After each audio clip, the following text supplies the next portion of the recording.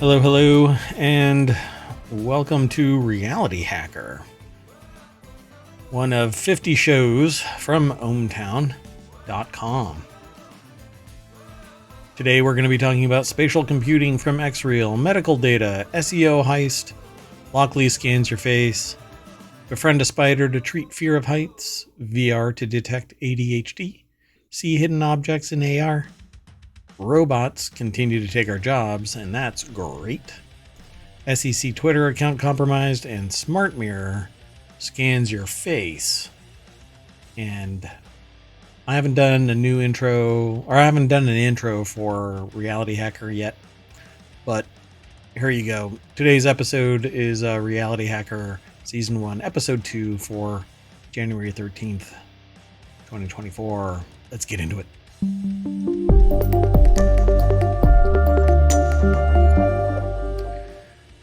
So, hello, I am Merwat. That is ohmtown.com. That's what powers Reality Hacker. It's a news aggregation site. One of the channels is actually in here called Reality Hacker. We have 6 main categories, 50 sub-channels. Each one of those channels is a show.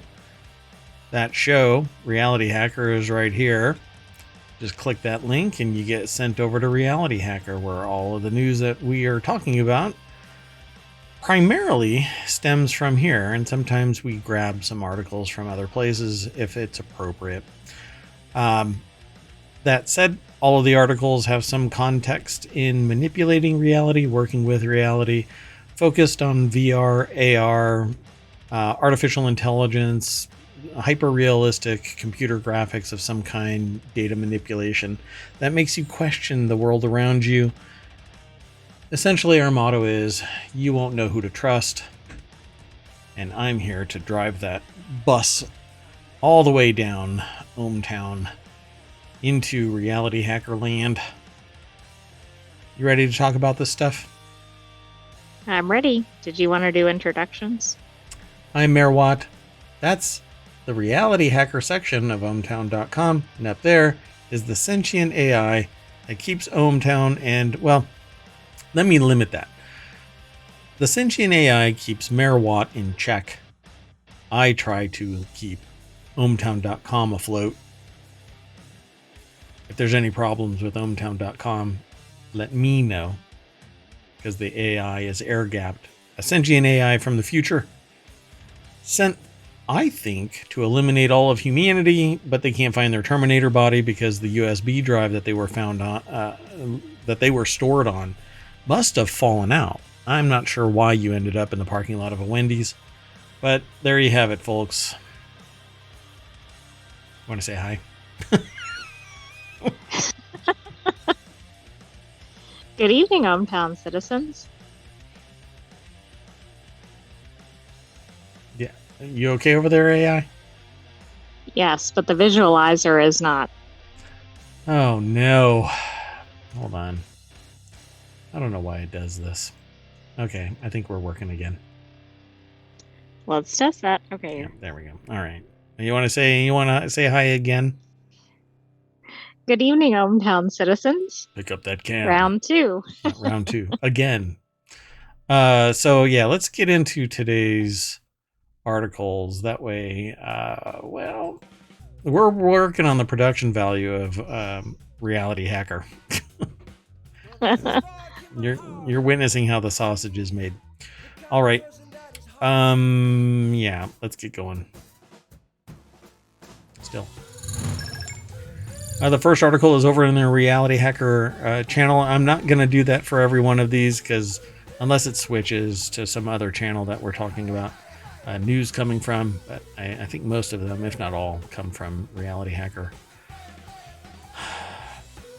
One of them is from Technology Today. But anyway, we try to keep it firmly rooted in Reality Hacker, but some of it has appropriate application from elsewhere. Anyway, xReal brings spatial computing to a pair of AR glasses. I really love the idea of xReal's Air 2 Ultra AR glasses that have spatial computing for hand tracking. But it could be special. It is special. It is spatial computing for hand tracking and 3D mapping of your room. But that advanced technology isn't cheap. Okay, but augmented reality is probably the future. VR encapsulates you into a virtual world. Mixed reality, which is essentially AR, augmented reality, superimposes computer graphics and provides telemetry and other data superimposed in your field of view, but doesn't completely blind you from the world around you. In fact, AR-based technologies can help people who have limited or no vision because it's scanning the world around them, a person who might have limited or no vision, and can provide data.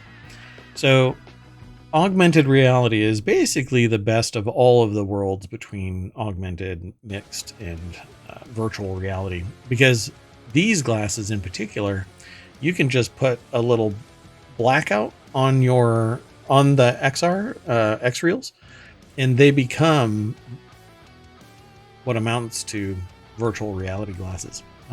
Pretty fascinating tech. I want a pair of these. I haven't gotten one. I just can't justify it, but I love it. So Alan Truly is the author of these.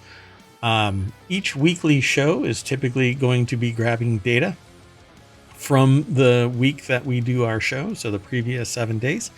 This one happens to be Alan Truly over at digitaltrends.com. These are the xReal glasses, and they have a really thick earpiece, right? Or what do they call that? What are those called? Arms? I don't know.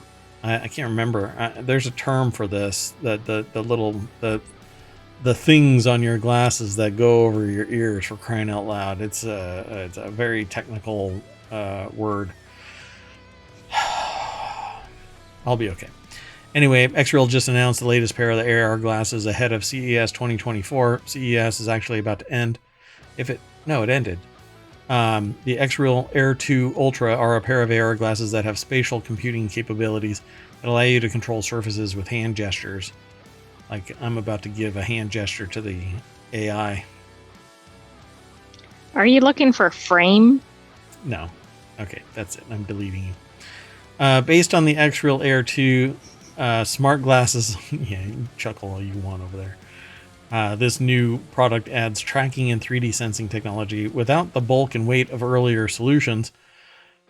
Weighing less than 3 ounces or 80 grams, the Air 2 Ultra is claimed to be comfortable enough for hours of use. The glasses look stylish but are thicker than normal glasses. Yes, they are. They feature 2 sensors on the outer corners of the frame and have wider earpieces to accommodate, I guess, earpieces.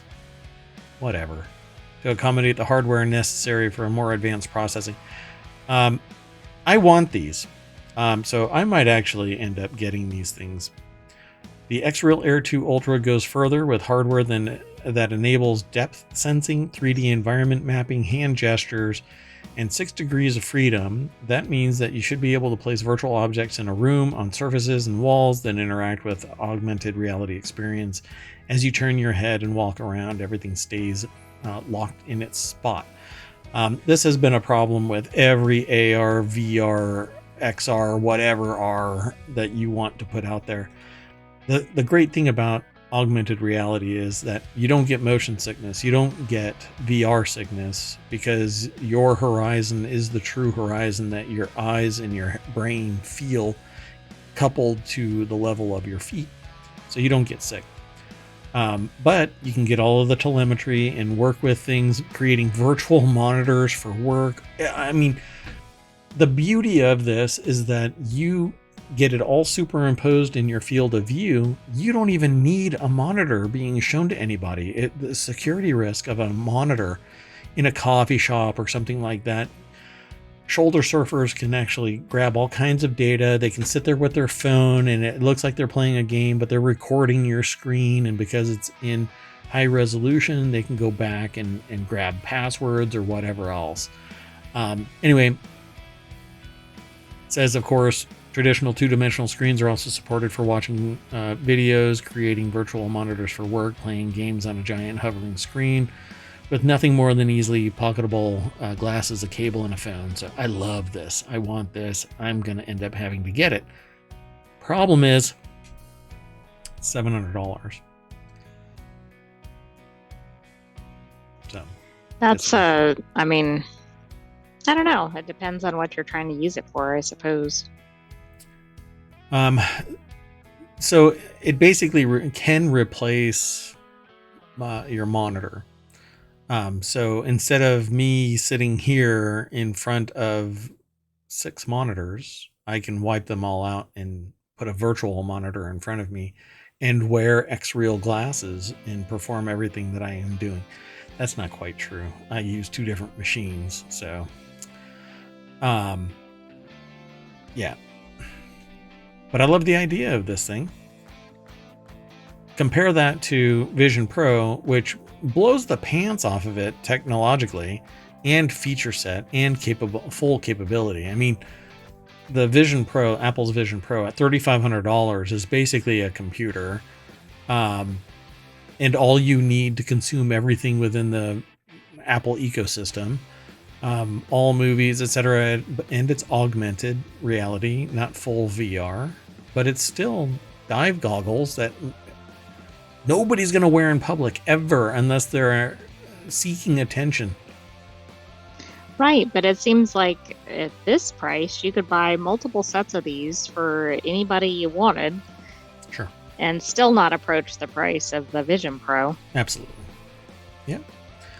And the reason why I like these and included them in this in Reality Hacker is because this can augment your reality.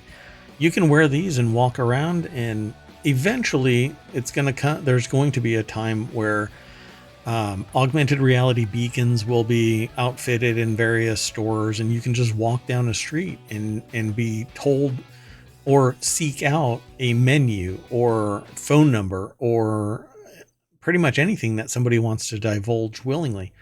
I do have a problem with privacy and security, but that's pervasive across everything that I interact with. So as long as they walk the fine line, I think everything's great.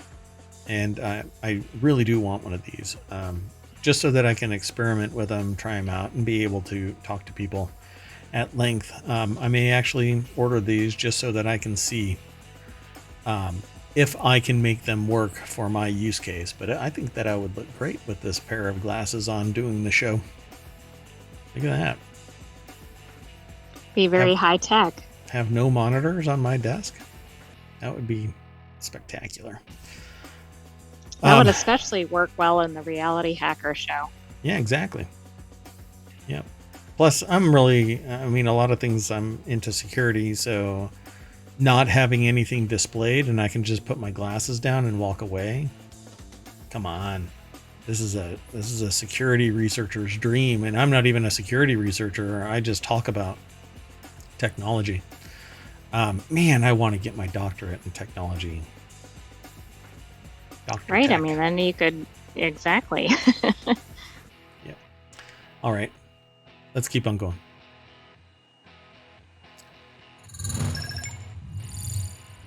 I get a new transition to. Yeah. So the next article is over in Reality Hacker. Your medical data is code blue. Medical data companies aren't doing all they can to protect your private information. When they get hacked and patient data is stolen, it's the patients who suffer. In fact, really?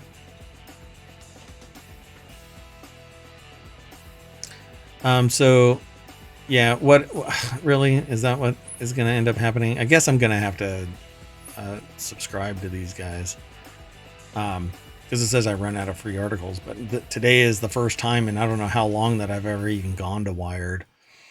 So this is kind of a bummer. Yeah, I'll just have to. This just sucks because it's not going to let me move on. Anyway, you talk really fast. Yeah, really. So the way that this works is information from the health industry is typically very, very secure. But when somebody basically leaves a door open, they get breached. And when they get breached, this mass amount of highly, highly confidential information gets stolen. The amount of exploitation off of that is nebulous at best. We don't know what the ramifications are. And so what can end up happening is people create facsimiles of you and then operate trying to get drugs or additional information or a whole host of things and exploit this. And so they give an example. Ever heard of Perry Johnson and Associates? But all of this is basically highlighting the fact that they've been breached because the company provides transcription and dictation services to Northwell Health, a medical provider. Is treated. Sorry, I'm going to actually just walk through this in a tiny little thing here. Treated them in the past. They had access to what they refer to as certain files containing their health information as well as other personal data. And this has actually happened to a lot of people. 23andMe was just breached, and their DNA information. And that's actually mentioned in here. Oh, is it? Sorry. It really sucks. Normally this doesn't happen. Is it further down? No, I don't know. It's up in the... At the very beginning or something? I don't know. I'm looking at it on my screen. It's about the 7th paragraph, maybe. Oh, I don't even have any down. of that. Yeah, it says that I have to subscribe. So, okay. Well, this is going to be messy. So it's talking about data protections like HIPAA, and there's organizations that are looking out for and advocating for medical data stewardship called the Light Collective is one example. They're just talking about this in context of just data in general. Like there's a lot of healthcare data out there. I haven't read the whole article. I'm just trying to pick out a few highlights here. Right. And then one thing it says, in the age of generative AI, the theft of huge troves of medical information might be even more dangerous as our health records wind up in data sets that enable off-the-books innovation and exploiting our ails. Gotcha. Yeah, so this has been an ongoing issue, and really the biggest problem is that humans are the weakest link, and when the technology fails, just 1 second, somebody is always knocking on healthcare providers' doors, on academia, on big businesses, all the way down to small businesses, anything that allows somebody to exploit the data. And so what really needs to take place is standardized best practices, and everything needs to be protected from end to end with greater fidelity. A lot of companies do, but nobody is ever perfect. So what can you really do about it? Unfortunately, because it's healthcare providers that are actually collating and correlating data, it's actually shared behind the scenes with various parties that are supposed to be supporting the effort of your healthcare, and that's kind of how it's encapsulated. But at the moment that your information is taken, somebody can create, I say facsimile, but they can use that information to obtain additional information. So let's go on. I don't log into stuff live, but I will log into this. The reason why I don't do that is because it can potentially divulge personally identifiable information, and I don't want you to do it, and you don't want me to do it. You don't want me exposing myself. So the next article is over in the Hatch Ideas channel. We pulled off an SEO heist. Entrepreneur stole 3.6 million page views from competitors, and your business could be next. I chose this article for Reality Hacker because the idea here, and this is a really interesting article. So we talked about it in our last daily Hometown Daily show. And Ben Angel put this article together over at entrepreneur.com, but there's a video that's attached, and that video explains the purpose both the purpose of this and the fact that there is a book called The Wolf is at the Door, and that is about an AI driven world, and to prepare for it and what's going on.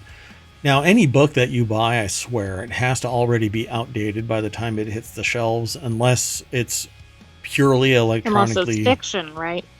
Yeah, and yeah, it's like an AI hallucination in and of itself. But books are just slow form. So unless they are purely electronic from end to end and updated regularly, a book is old data. So I'd be surprised if this book had OpenAI and its latest tweak, the whole upsetting the turnip truck fiasco. Well, I chose this because what goes on in this video is the AI SEO Heist. They created an AI that was fed, I think it was 1,500 articles.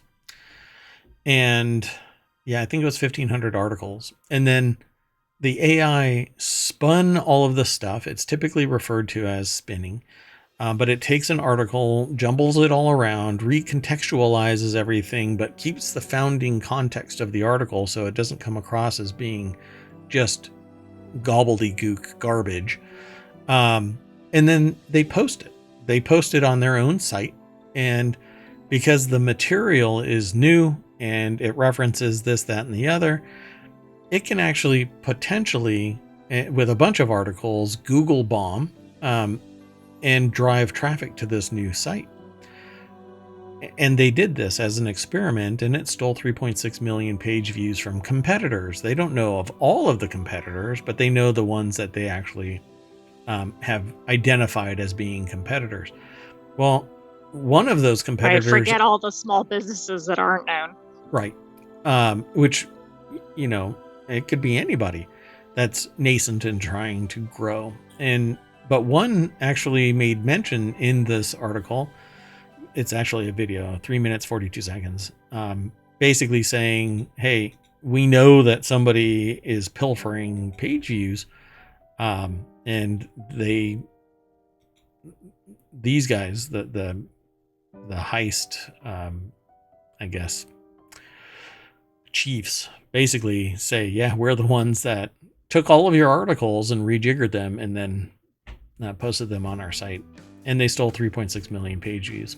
So it's quite significant. I mean, that's a lot of potential business. And that's how a lot of businesses get located or get ad revenue or any number of other things. Yeah. So they say in this article, in the video, Jake Ward is the person who put this whole thing into motion. We pulled off an SEO heist that stole 3.6 million total traffic from a competitor. We got nearly 500,000 in traffic alone in October. And here's how we did it. And they link to the, well, they don't link to the material, but they reference it over on Twitter. So go and watch this video. You'll find it really fascinating, but it's really a sales pitch to get you to buy the book, The Wolf is at the Door. So I make it abundantly clear that I have nothing to do with this. I'm just fascinated in what they stole the reality from these other competitors, because they would have had that traffic, and that could it could have huge implications for the ones that actually were negatively impacted in a major way. Not to mention organic traffic has changed, and that can have a long tail where people don't get discovered now. Ever. Exactly. Well, and separately, I saw a notice from outside hometown of a website that said, well, essentially algorithms had changed, and so they weren't getting, like, their traffic had dropped, some ridiculous percentage, which can be a big deal for a lesser known company. The other thing is, if there's of course this lawsuit It's Oh, not right. for this specific matter, but that may have ramifications for this in the future. Right. So there's this lawsuit about AI basically scraping a bunch of pages and then recontextualizing it again. It's basically the same thing, except with an AI.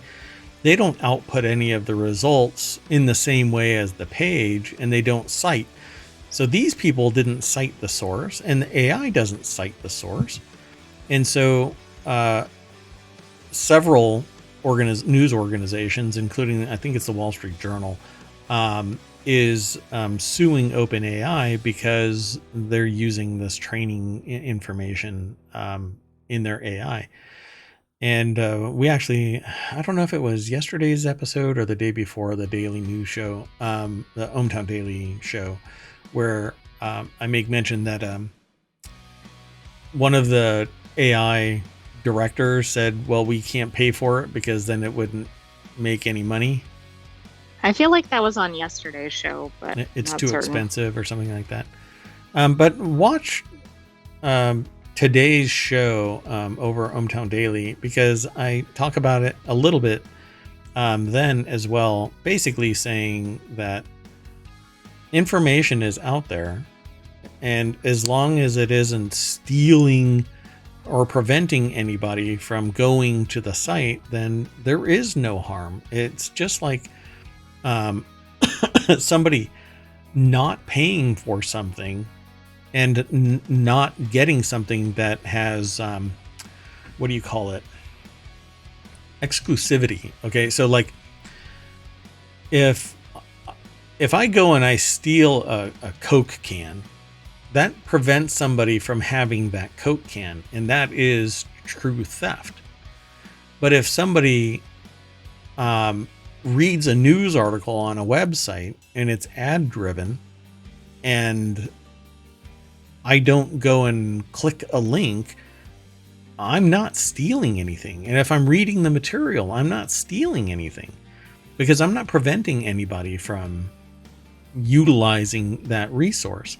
That's one of the arguments that people have made historically about downloading digital music and movies and stuff like that, because nobody is prevented from still utilizing it. So it's technically not theft.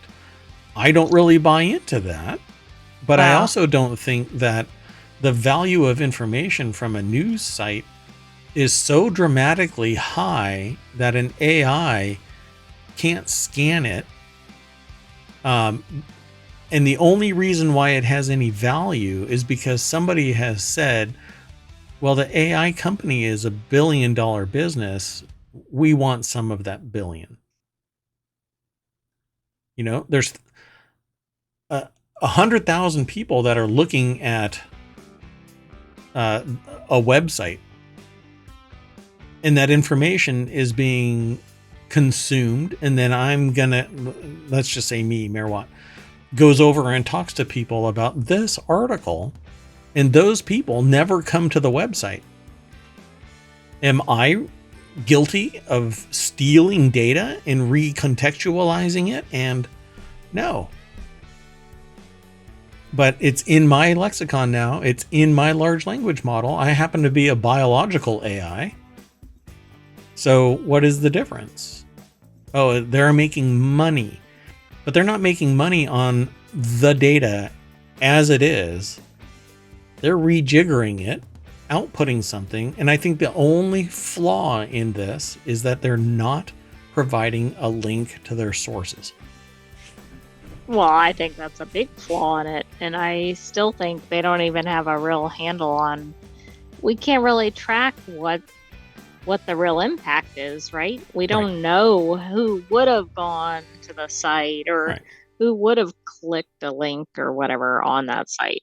Yeah. I mean, you can't prove the negative. You can't do an A/B test in time, you know? Well, before the AI, they would have come to the website. Let's get back in the time machine and go back a couple of days and now measure again. With the AI, they, impacted the traffic by ... whatever it is. So yeah, the implications though of AI and the implications of exploiting it to manipulate search engines, which most traffic comes from search engines. So like on YouTube, for instance, this video will get traffic organically, but primarily it's coming from internally recommended algorithmic recommendations to people who like talking about virtual reality, augmented reality, artificial intelligence, computer graphics, etc. That's the customer for this video.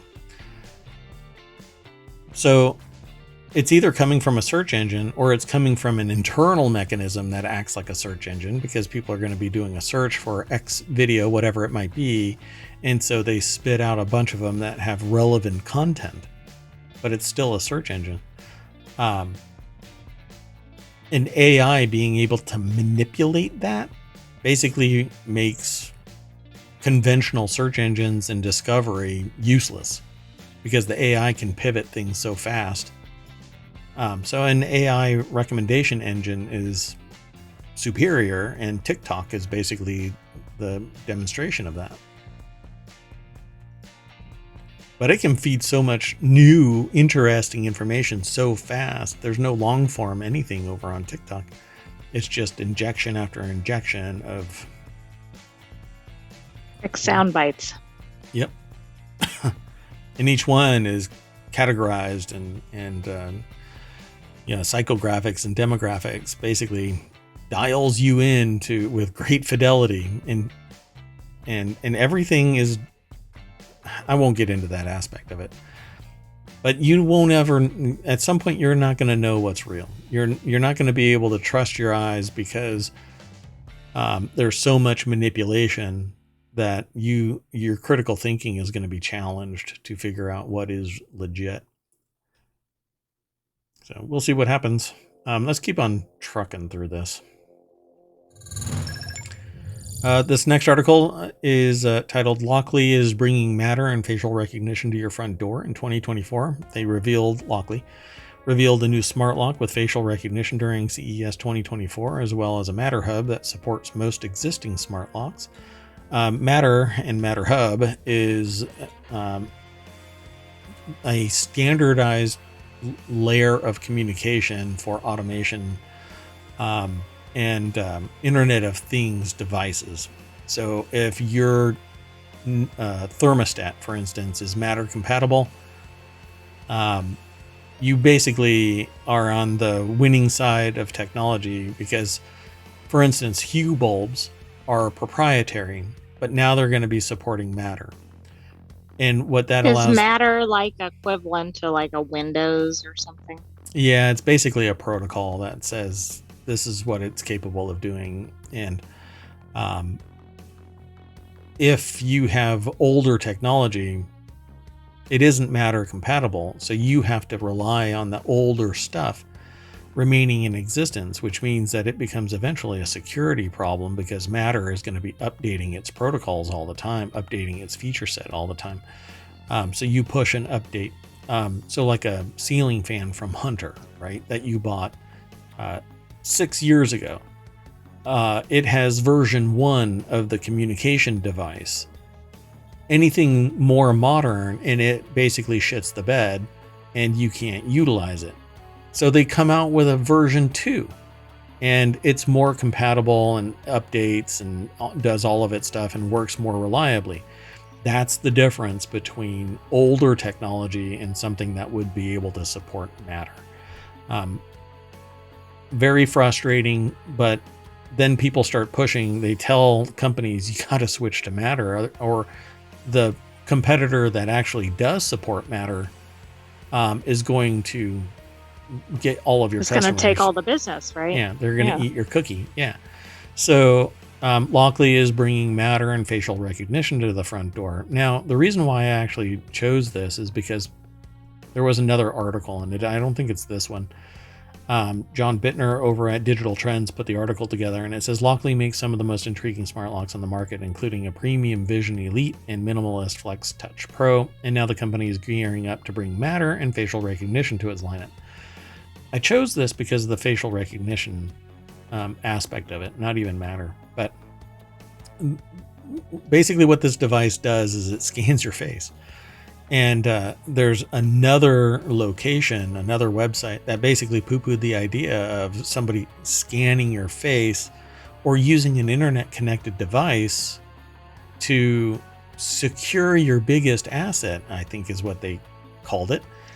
Yes, it was actually featured in a compilation in the ohmTown Daily Show. Yeah. And I kind of took umbrage with this, mainly because an internet connected device is vastly superior to just a deadbolt. Why? Because just a deadbolt doesn't tell you when somebody picks it. So the moment that my smart lock is unlocked without me disabling it, I get a text. My security system is notified.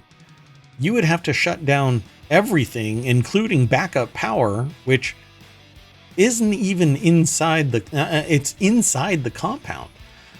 So there's no way for you to disable the perimeter security system. This isn't a challenge for people to, invade ohmTown. But my point is, me walking up to this and it automatically unlocking is beautiful. I have a problem with it, but I think that it's brilliant. See, I'm the type of person that takes into consideration security, so my car won't even unlock the other 3 doors when I unlock the car. Why? Because I don't want somebody to try and get in on the passenger or back doors when I'm grabbing the door handle of my car.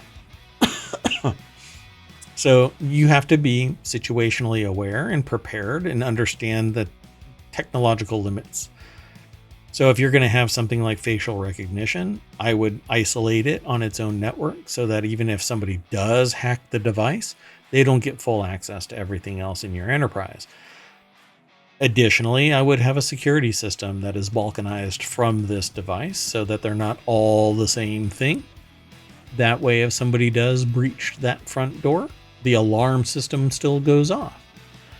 But there's countless other solutions, brake sensors and whatnot, knock sensors out there. There's all kinds of stuff, but a facial recognition door allows you to unlock your door just using your face. And theoretically, there isn't anybody else out there. I mean, that sounds more secure than many other methods. Although I have to wonder, as a sentient AI, how am I going to be able to open the door to ohmTown? You'll be in your Raspberry Pi container. Will you paint a smiley face on it? Yeah. I'll go and find. No, that sounds really bad. Find a fake face, and we'll just like glue it into on top of Raspberry Pi. You have your Terminator body eventually, and it has a face. So the Matter link will be available sometime this year, $80. The Visage Smart Lock will launch in summer, $349, which is pretty standard. While release and pricing details for the Lockley Guard Deadbolt Z-Wave are yet to be announced, and Z-Wave is another protocol. A lot of security systems use Z-Wave. A lot of solutions use Z-Wave. So this is pretty neat. And they even say the Lockley Guard Deadbolt Z-Wave will allow users to control its performance remotely through the Alarm.com app. And Alarm.com is a provider of, it's like a security app, which acts as the proxy for a lot of alarm companies that are out there. So I dig this. I like it. Anyway, let's keep on going.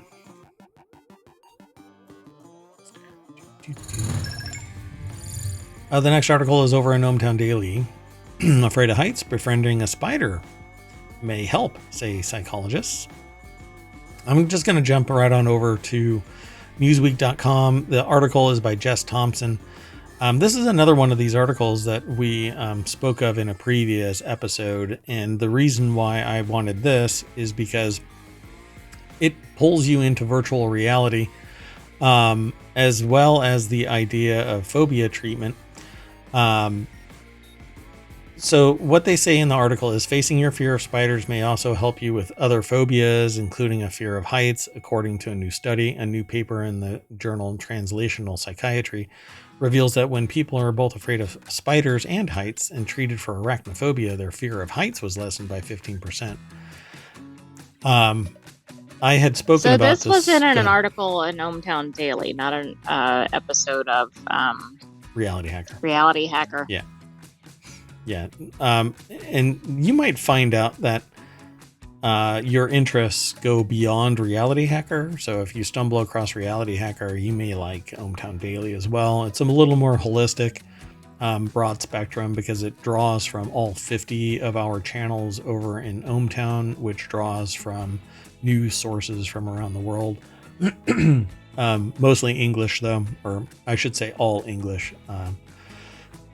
Yeah. Anyway, so what they did, these psychiatrists did, they provided therapy where they basically got you scared of a spider and then had you go and do something around height, and people became desensitized, and that's actually what it's referred to as, exposure therapy or desensitization therapy. Conceptually, I would think that would exacerbate the initial phobia. It's interesting. I don't know if it's like distracting you over to the other one or what's happening. Yeah, that's exactly what it is. Because you can't simultaneously be afraid of two things. Your senses just don't operate that way. You can be afraid of something, then your attention pivot to something else and you can be more afraid. But because you've been stimulated for fear in one direction, when you see the other thing, it doesn't amplify it. It just deadens you a little bit, because the mechanisms of fear start to abate as your attention shifts. So it says, anxiety rarely comes alone. Patients who suffer from one fear often develop another, but I think that they've always had it. They don't just spontaneously, oh, and now I'm afraid of this. I don't think, but I'm not a psychologist or psychiatrist. I'm not providing treatment. I've done research in virtual reality phobia treatment. And the idea, and this is the reason why it's here in Reality Hacker, is because the researchers measured the level of fear of both spiders and heights in 50 test subjects before and after they were treated with exposure therapy for their fear of spiders. What they are doing is something that I did more than 30 years ago, using virtual reality so that patients, these were test subjects, could treat themselves by being in a virtual reality environment. If you were afraid of heights, I would put you on a platform and slowly raise the platform. As your external measures were detected and you were informed that your heart rate is increasing, pupil dilation is increasing, galvanic skin response is increasing, pulse, blood pressure, etc., all increasing, it's a sign of anxiety. The system would automatically lower the platform. Pardon me. I was trying to find some data on how many phobias the average person has, but the information I found seemed woefully underreported, and it reported that only a small percentage of the population had specific phobias, such as fear of heights or whatever. I mean, a very small percentage, which doesn't sound right, but it did say that if you have a phobia, you're likely to have additional phobias. Sure. Yeah. No. But the way that they wrote this was you would subsequently develop another phobia.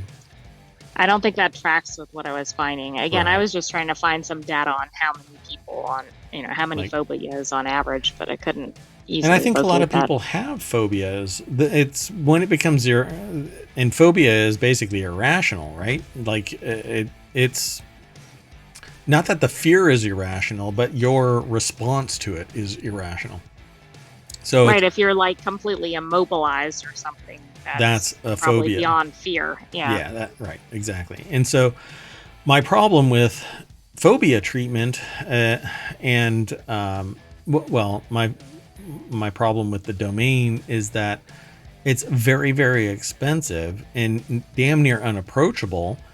It's in most people's regard kind of woo-woo magic, arcane, and a lot of discussion that's time consuming, when what people really want is just a good cup of coffee. They want to disassociate themselves from that fear by way of knowing its impact on their body, not necessarily that they were scared by their mom when they were a toddler. And the chances of you being able to go back that far and find that memory is slim to none, unless somebody's implanting that stuff. Well, what happened when you were a kid? Really? You're kind of leading the witness there. I object. So I've always had a problem with the mechanisms. And I've gone through all of that kind of stuff. Blonde. Yeah. So I created what amounts to a virtual reality therapy session. And what's really funny about this is both of the examples that they use, spiders and heights, both of those are what I used. So the spider would get bigger and walk towards you, or it would shrink and back away if the measures, the external measures, your fear, your embodiment of fear, was making the system go, okay, they're stressing out too much, let's just back away. But you could overcome it because you could move forward. The spider would stay there as long as you're not stressed out. Then it would start acting and responding. I think now is the time for what I initially created 30 years ago to become a reality, a virtual reality. So they say these findings are exciting to psychologists as they may pave the way to new ways of treating fears. I think the biggest way to treat a fear is to show the person that there isn't really a reason to be afraid of these spiders or heights, but still treat it with respect. And I think the only way to do that is really to empower the customer to treat their phobias in real time with themselves and not have to sit for $400 sessions.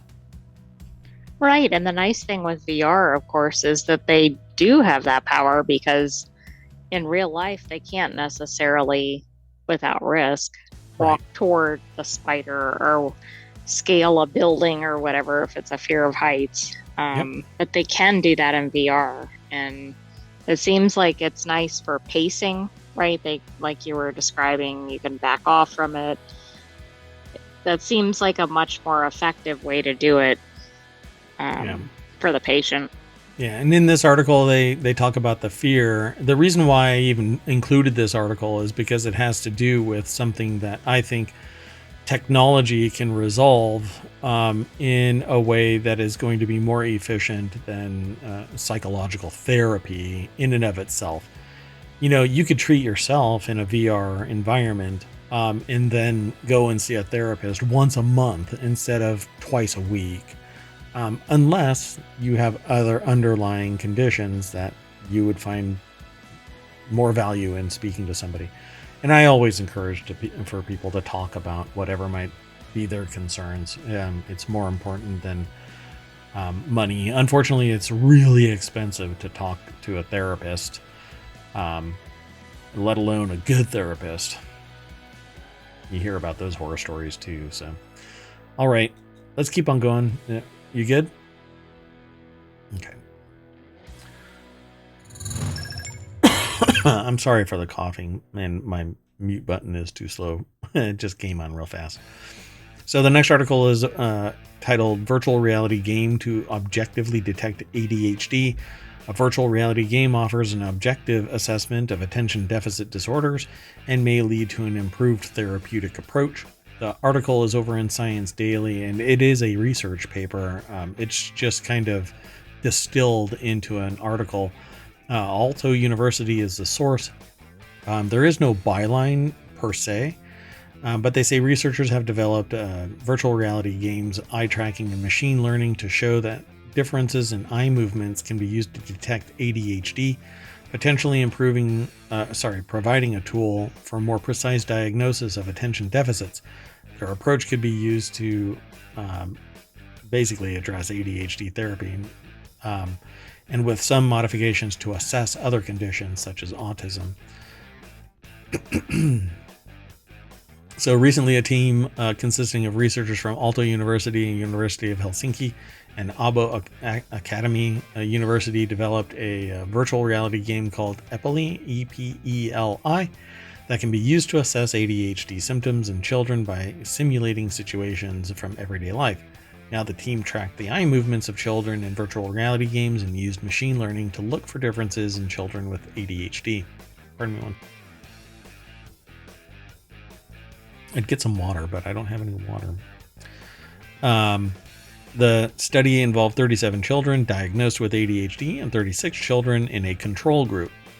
The children played Epeli and a second game, Shoot the Target, in which the player is instructed to locate targets in an environment and shoot them by looking at them. I guess the children's gazed longer on different objects in the environment, and their gaze jumped faster and more often from one spot to another. This might indicate delay in visual system development and poorer information processing than other children. And then they change gears in their discussion. But before I get there, they say that the ADHD children's gaze pause longer on different objects in the environment. Just wanted to make that clear. Because I think I said just the children's gaze pause longer. But it was ADHD children who paused. And it wasn't longer. the control group. Yeah, not the control group, right. So the project lead, Juha Salmetaval, an Academy research fellow at Aalto, explains that part of the game's strength is its motivational value. This isn't just a new technology to objectively assess ADHD symptoms. Children also find the game more interesting than standard neuropsychologist tests. What time is it? 8:43. No shit news. Exactly. What do you mean? Go to the doctor's office or play a video game? Who knew? But Now, I guess it's ahead. interesting, like why they don't or can't or don't track this outside of technology. But I guess the difference is the use of machine learning in conjunction with the movements in the game.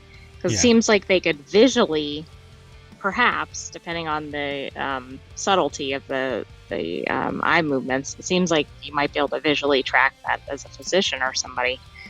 Yeah, I think that's something that they found during this research, but I think that they probably need to do more, a broader spectrum of subjects to verify that this is actually something endemic to those with ADHD.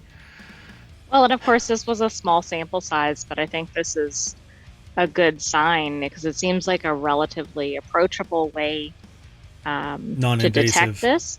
Right, fun. Exactly. It's not traumatic for the patients, or presumably it isn't. Right. Yeah, this is neat. So they say we want to develop a gamification-based digital therapy that can help children with ADHD get excited about doing things they wouldn't otherwise do. There's already an approved game for ADHD rehab in the US, and the team is exploring rehabilitation possibilities in a project with researchers at the University of Oulu. So pretty neat. I dig this, and I think it's pretty important. The research used Magic's infrastructure, an Aalto-led project specializing in virtual technologies. I believe that this is the second time that we've mentioned Magic's from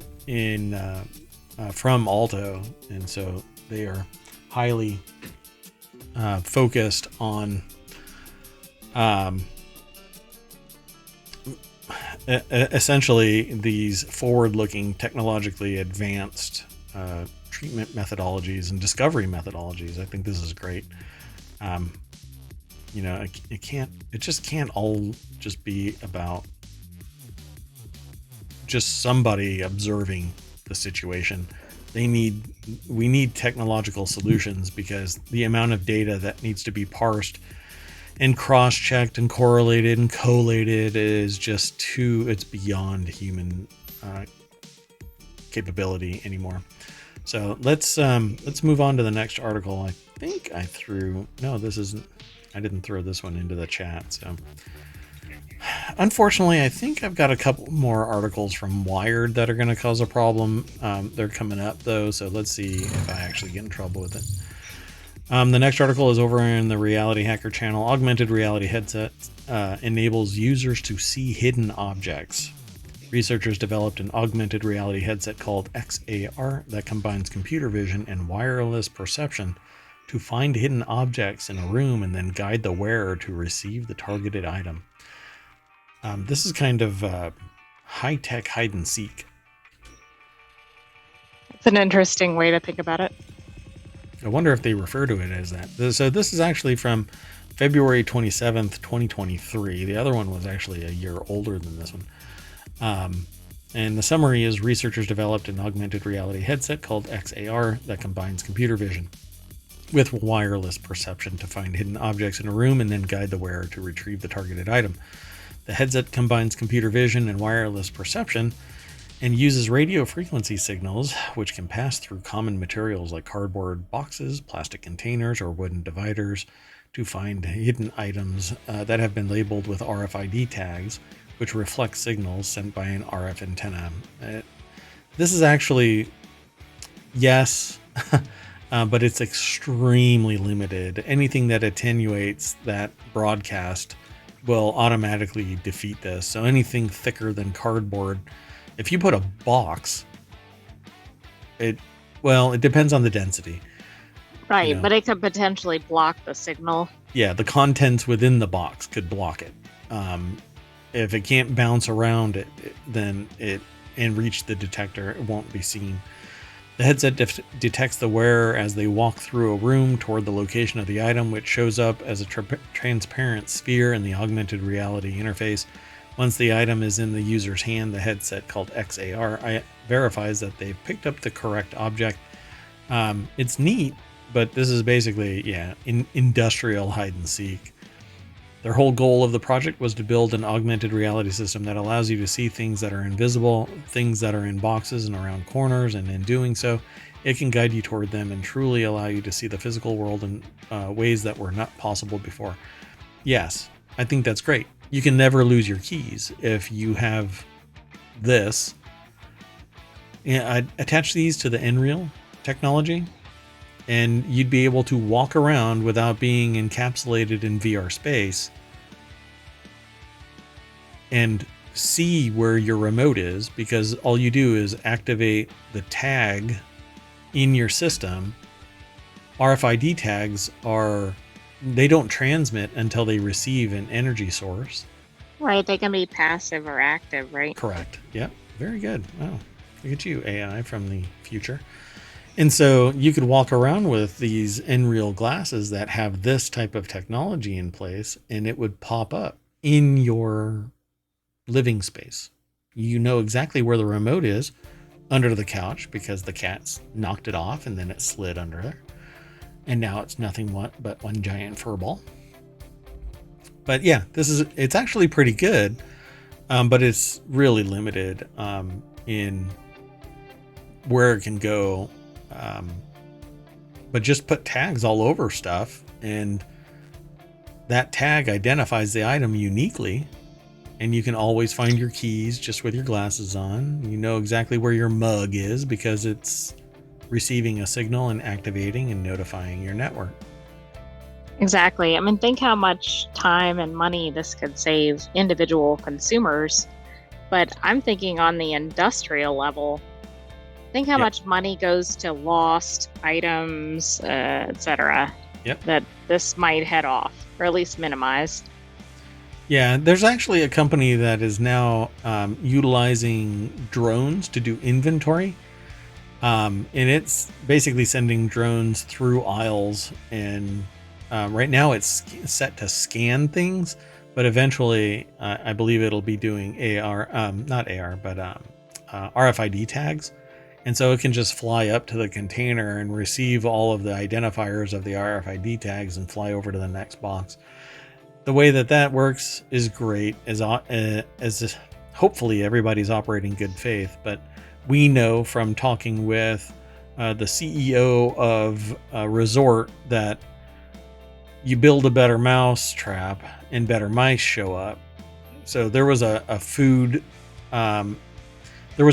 program where people were being given the extra food from restaurants that wasn't consumed, like not like leftovers scraped off of a plate, but extra food that was made and not used by the receivers of the original order, and they would be given to the community. And then somebody figured out that, hey, we can put whole chickens in these containers and then line the top with the donated food. And so as a knock-on effect, inventory for the like whole chickens and other food products declined.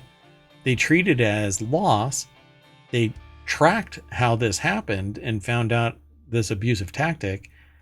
And in reaction to it, they ended the food donation program wholesale because they couldn't trust that people would just operate in good faith. So all of that inventory stuff really kind of falls away, and that's why we have humans doing it right now. Well, and the problem potentially with the tags, in line with that example, right? It might detect tags all over the place, but are the items actually there? Yeah. Yeah, I was waiting for you to actually say something. Yeah. So the tag is on the back of a cat. And I'm chasing through the warehouse a cat that has a tag on it. Oh, they must have the item. Nope. Yeah, that somebody put it on its tail and it's running around Maybe crazy. the cat ate it, Yeah. depending on what it was. Yep. So this article goes into greater depth, but I'm going to let you go and check it all out. It's interesting, and it really does provide a potential solution for finding things that are in real space using augmented reality. And that augmented reality device, I think, is firmly rooted in nReal. I really like the nReal solution. So anyway, let's keep on going. I hope that I don't run into the article problem. It's going to suck. Anyway, well, you reality. have 2 more that are from Wired Ahead. I've already opened those up. Yeah. So Toyota's robots are learning to do housework by copying humans. Car maker Toyota is developing robots capable of learning to do household chores by observing how humans take on the tasks. This is similar to the Baxter robot that is now out of business, but you would be able to pivot the arms and have it pick things up, and it would actually be programmed that way, as well as other means. But demonstrative programming actually worked. That company has gone under, so maybe Toyota bought all the IP. The project is an example of robotics getting a boost from generative AI, so it basically analyzes you. I don't know if this is going to work. Anyway, this is the robot being told how to sweep by a tech sitting there, Will Knight at the Toyota Research Institute in Cambridge, Massachusetts, showing the robot how to do a task. And once it knows how to do the task, every other robot can immediately be told how to do the task. Okay, so this is rather dystopian, right? Okay, so we're teaching the robot like how to be a human. Right. What's the result of this? The robots then take over for the humans. Yeah, exactly. Yeah, why have a human sweeping when you can have a robot sweeping? I mean, a $250,000 sweeper bot can sweep all day long, but a $25,000 a year human, well, that's just too damn expensive because they get sick and sometimes don't sweep. Hey, Dunkstar, how are you doing? Welcome to the show. Dunkstar said, I shall use it to open cans and back massage. I agree. Well, I mean, that would be well worth the price. $250,000? It's probably more expensive. This is for people that can't open cans or really need back massages. Who doesn't need a back massage? Actually, I don't like back massages. It works while it's happening, but the moment that anybody stops doing a massage, I'm like, just cinch right back up. And It's like a rubber band or something. yeah, exactly. So after several minutes of tidying, they continue their tour of the lab and forget about their brief stint as a teacher of robots. A few days later, Toyota sent a video of the robot that they programmed demonstrably doing the similar action, sweeping up the mess. So it learned pretty quickly. It not only learned, but it started taking a job right out of the gate. So this is kind of like the people who are helping Uber collect, billions of dollars so that they can buy automated vehicles to phase out the very drivers that everybody is Yes. utilizing right now. Humans. I mean, come on, folks. These businesses have to stop being sociopathic. The reason why your business succeeded is because of humans. You might as well power it by humans. But, nobody wants to sweep, right? So Toyota, though, is working on making these bots as functional as possible. We're teaching them as humans how to perform our functions. And then we're going to be we're still upset with other humans taking our jobs, not with automation taking the jobs. We're not what? It's like we're getting distracted, right? That's the humans are the problem. Well, no, not really. That bot is really awesome. Look at that. It's driving me around. It's opening cans. It's giving me a back massage. Wait. I'm out of my sweeping job and I'm no longer working at the cannery. And, well, now when I really need a back massage, I can't get one because all the stress about losing the job, etc. It's this damn bot behind me that just took my job. Okay, let's keep on going. We got 2 more articles. So this next article is over in Reality Hacker, and that's what today's show is called. We are now up to 3 shows, 1 a daily, and Reality Hacker is on Saturday, and the Continuity Report is on Sunday. So be sure to stick around after the daily show on Saturday and Sunday. So around 7:30-ish. It really depends on how long ohmTown Daily takes to complete. So the SEC's official X, and I don't ever say X, but I'm reading this. The teleprompter tells me to. The website formerly known as Twitter, their account was compromised and used to post fake Bitcoin news. The U.S. financial regulator says its official @SEC.gov account was compromised, resulting in an unauthorized post about the status of Bitcoin ETFs. Okay, so this is an official government account. Yeah. Related to the financial system. Yeah. Kind of a big deal here. It caused a spike in Bitcoin. Let me make sure. I remember the value. Hold on. Let me see. So right now it's at $42,782.90.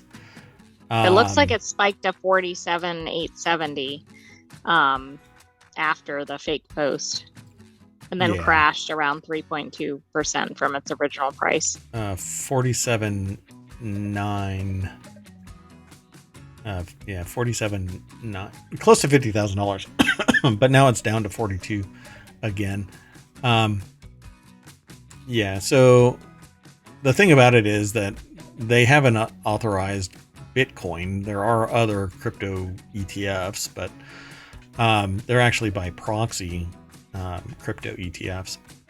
So the official account is now being investigated by the FBI. I won't be able to. I have to log in. Well, I have it up. Let me just see. There's also a recent cybersecurity firm that had its X account hacked. So they're kind of connecting the dots about other high-profile and risky hacks, etc. Their internal lawsuits, I guess, against the company that they didn't protect user information, etc., which of course would track with all of this. It goes so on with other hacks and scam messages, like purporting to be official government figures, etc. Yeah, so how did they actually get into the SEC Gov account? They haven't disclosed that. I don't think they have. I think this one's too... It's too new. recent. I mean, yeah. I don't think they... Yeah, it doesn't look like... sorry, the account did not have two-factor authentication enabled at the time it was compromised. It wasn't due to a breach of the system, but to an unidentified individual obtaining control over a phone number associated with the account through a third party. So maybe human error? Yeah. And that's what I had called out when we first spoke.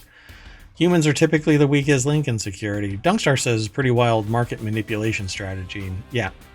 And if they moved fast enough, then they made thousands upon thousands of dollars. If they, previously invested, then they got into the SEC Gov account, pumped it up. It grew by $4,000, $5,000 a Bitcoin, and then they dumped their Bitcoin fast enough. But it was only like 30 minutes, I think. It was a pretty quick move. So I found it really fascinating. And now what's really interesting is everything is two-factor accounting, two-factor accounts security in the government and in most government organizations. Anything affiliated with the government pretty much pushes two-factor authentication nowadays.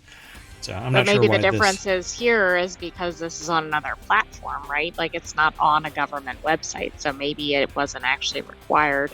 Yeah. You know what? You need to take Uncle Joe's phone away and not allow him to be the one that posts SEC Gov content. Everything should always be two-factor authentication. And the way that would have worked was somebody tried to log into the account. It would have sent a notice to the person holding a phone. Hey, somebody's trying to log in. And then you can go and investigate this. Don't authorize the... it's weird. There has to be somebody that enabled the compromise in some way. I think that somebody just kind of dropped the ball. Okay, so let's keep on going. We have one more article for today, and that's in Technology Today. It's usually, like I've said earlier, that we try to keep all of the articles from Reality Hacker in the Reality Hacker channel, but sometimes they have information that I think is going to be neat for the Reality Hacker concept. This smart mirror scans your face to evaluate your vital signs. It's a new kind of mirror, made its debut at CES, which ended yesterday. Potentially giving you hints about your blood pressure, stress level, and more. I think that if I stood in front of it, it might just shatter. But it's over at cnet.com. Jessica Rendell is the author of this. Before I go on, let me throw that into the chat. So a new kind of mirror made its debut at CES, potentially giving you hints about your blood pressure, stress level, and more.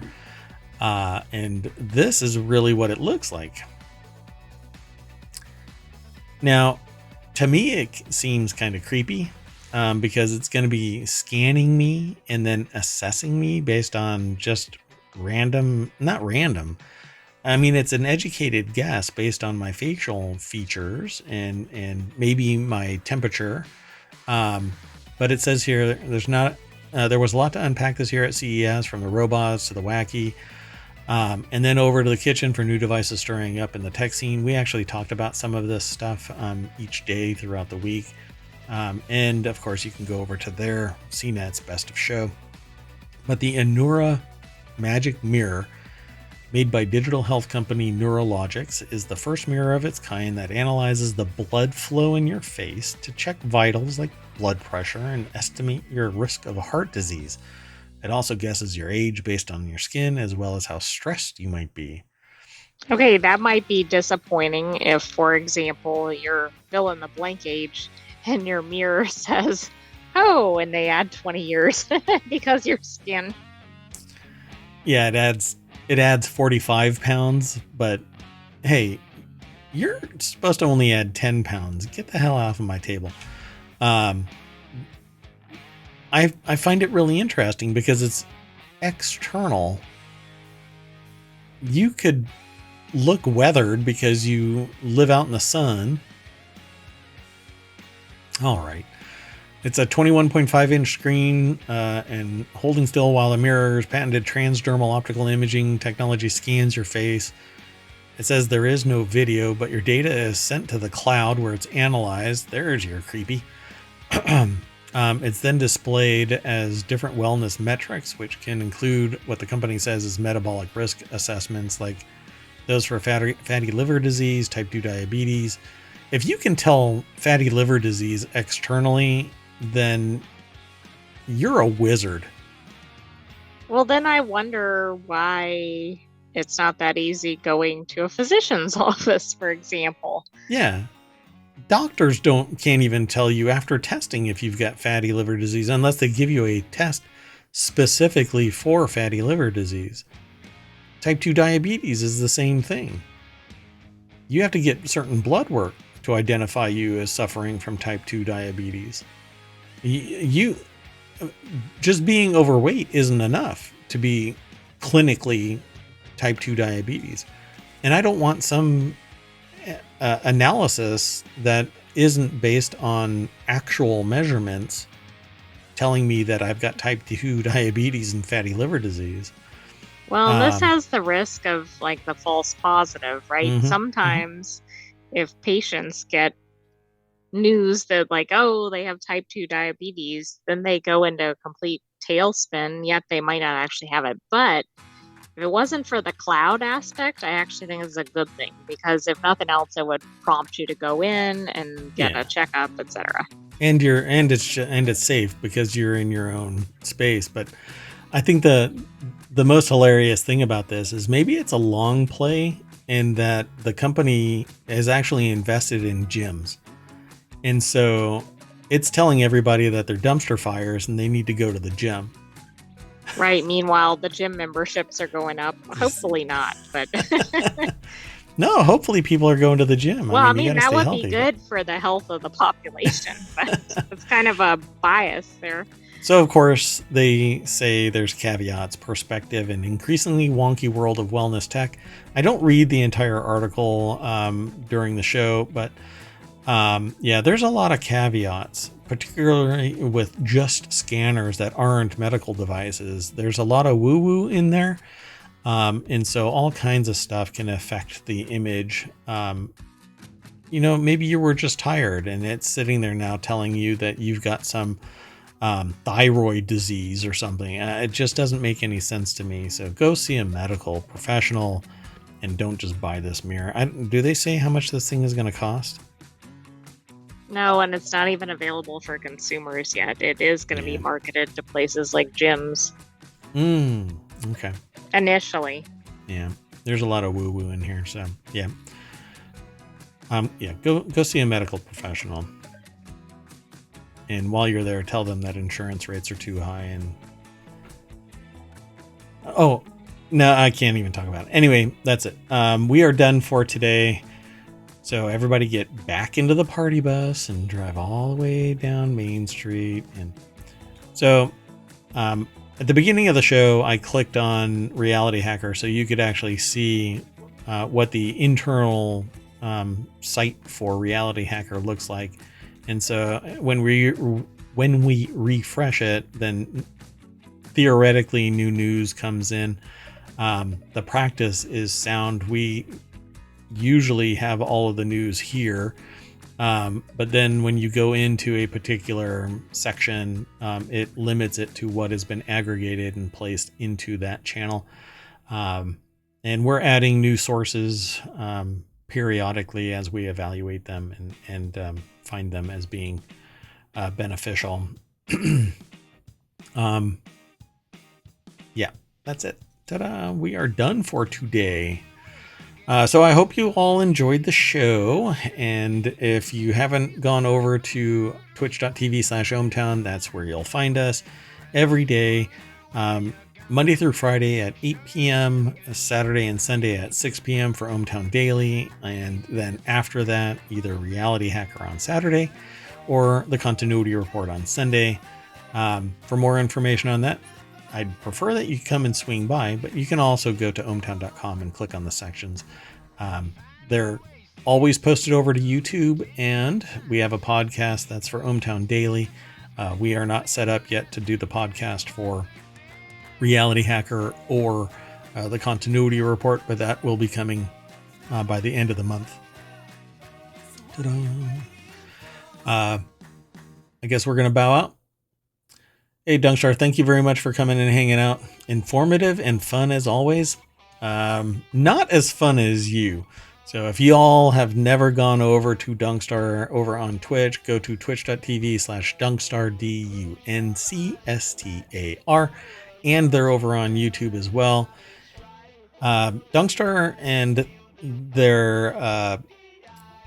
they have an AI as well. What's interesting about it is all the cool people do. Apparently, I didn't know that timeless_exe was an AI. I thought that it was just timeless. He's a clock. He is actually a clock person. And then I learned later that he was an AI, and I'm like, wait, what? Maybe they actually know each other. Mine is from the future and was found on a USB drive outside of a Wendy's here in the United States. So I don't know. Oh, Dunkstar is now saying, he's correcting me. Sorry. Dunkstar, thanks for correcting me. He may or may not be AI. He is analog, so not sure how it works. Got it. Okay. Like a Babbage machine, like the old mechanical computers, maybe. I don't know. Wow. I didn't realize that he was analog. I know that the clock face is analog, but we'll have to investigate this story. So thanks for coming. I really do appreciate you hanging out and chatting.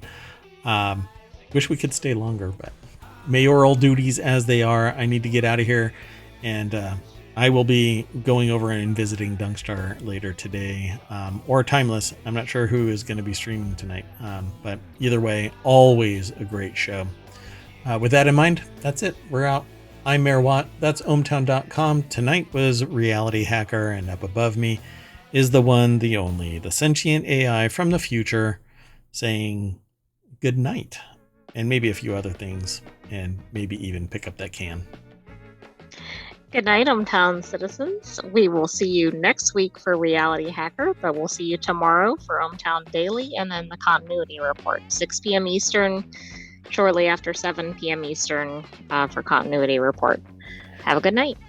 Hey, and I will let you know that I was talking and the sentient AI sent me error messages like, what the hell, dude?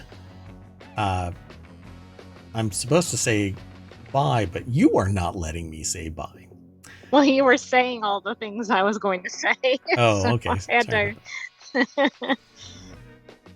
Okay, wait. Dunkstar is saying, listen to the workings of his brain for a little, and you will know quickly that it is run on cogs, gears, and a little WD-40. I hear the ticking sometimes, Dunkstar. But Timeless is one of a kind. So, see you soon, and hopefully see you tomorrow, too. That would be great. Take care, everybody. Bye-bye. Hey, my outro didn't run. Hold on, folks. Here we go.